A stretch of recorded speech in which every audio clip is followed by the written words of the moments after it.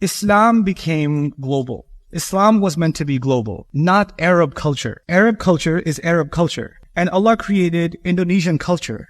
And Allah also allowed for Sri Lankan culture to develop, and Indian culture to develop, and African cultures to develop. Islam did not come so everyone around the world wears thobes.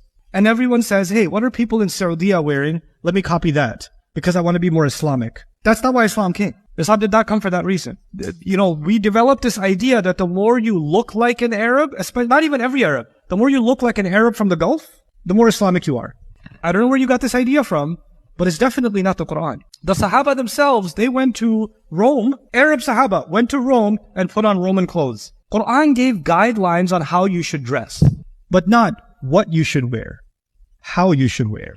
The idea that somehow copying Arab culture makes you more religious, or somehow that's a superior culture, is actually what Islam came to end. The whole point of this was, now humanity will see themselves, they will see a people that come from different cultures, different backgrounds, different clothes, different food, different language, but one thing unites them and makes them equal like nothing else, and that's their Islam.